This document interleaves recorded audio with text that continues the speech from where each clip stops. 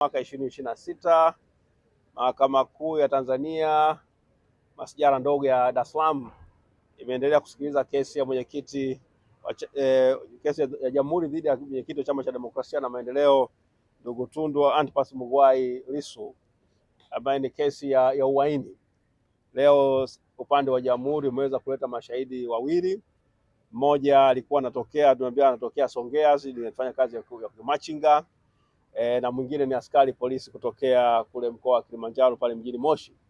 Mashahidi hao wote wawili wameweza kutoa ushahidi wao na wameweza kuhojiwa kwa ukamilifu maswali yale ya mabezo na ya kuchanganywa ya mwenyekiti Tundu Antipas Mughwai Lissu, ambaye ameweza kuonyesha kwamba ushahidi wao kwa sehemu kubwa unatofautiana na kile ambacho maelezo ambayo waliandika polisi.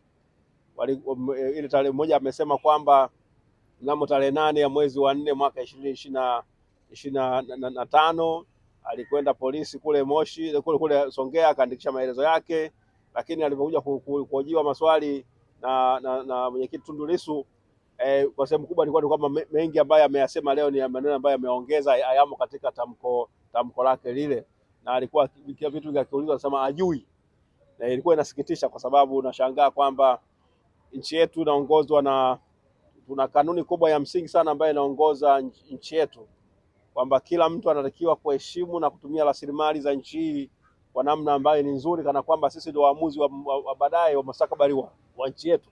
Hiyo ni ibara ya 27 ibara ndogo ya kwanza na ibara ndogo ya pili ya Katiba ya Jamhuri ya Muungano ya Tanzania, ambayo wale ambao wako madarakani wengi wao wamekula viapo vya kusema kwamba wataiheshimu, kuitii na kuhifadhi Katiba ya Jamhuri ya Muungano wa Tanzania. Sasa unapokuwa na rasilimali za umma zinatumika kuendesha kesi ambayo hata mashahidi wanakuwa hawajui vitu, nasema inafikia katika matumizi mabaya ya rasilimali za nchi, na ni hoja ambayo bado nazidi kuwarai na kuwataka wale ambao wana mamlaka ya kuendesha mashtaka ya namna hii wajue kwamba hizo ni fedha za wananchi, sio fedha zao binafsi. Hizo ni fedha za walipa kodi wa Jamhuri ya Muungano wa Tanzania, wananchi hawa, ambayo fedha hii ikitumika kwa kutapanya, maana yake tunahujumu nchi yetu, tunahujumu uchumi. Maana yake mahakama inatumika kama sehemu mbaya ya kuweza kutapanya rasilimali chache za nchi yetu. Sisi bado ni taifa maskini, hatuwezi tukatumika katika kutapanya fedha zetu kuendesha kesi ambazo kwa kweli kwa sehemu kubwa zinakufanya unapata hasira na jakamoyo unapokuwa unasikiza ushahidi unaotoka. Sio kwa sababu wewe ni mpenzi wa mwenyekiti Tundu Antipas Lissu, bali wewe kama mwananchi wa nchi hii ambao ungependa kuona kwamba rasilimali za nchi zinatumika pale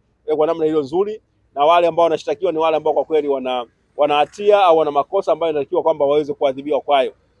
Sasa wa mashahidi hao wameweza kutoa ushahidi wao. Mwenyekiti ameweza kuonyesha kabisa kwamba wao sio mashahidi wa kuaminika, ni maoni ambayo tumeweza kuyaona, na kwamba ni mashahidi ambao basi wao wamekuja.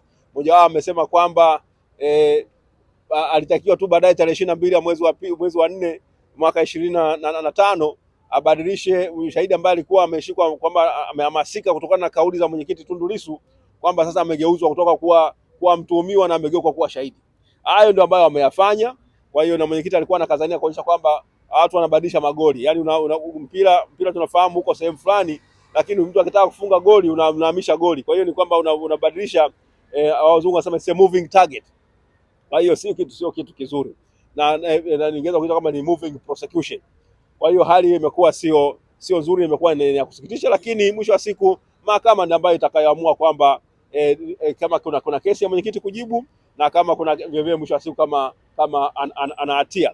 Kwa hiyo nadhani ambayo ni hoja ambayo ningependa kuizungumzia leo, kwamba mashahidi wawili ambao wametoa ushahidi leo, ushahidi wao umeweza kukanyagwa na kusinyangwa na mwenyekiti Tundu Antipas Lissu, kuonyesha kwamba si mashahidi wa kuaminika, na ushahidi wao kwa kweli hauna uzito wowote ule ambao kwenye kesi hiyo. Na nilikuwa najiuliza kama mtu nimekaa miaka 10 miezi 10 mahabusu kutokana na ushahidi wa aina hii. Yule ambaye jana tulimsikia na hao wawili walikuja leo, ayosema kama jana nilivyosema, it's painful to listen and to watch. Yaani angalau wazungu wanasema it's so painful to listen and watch. It was a spectacle.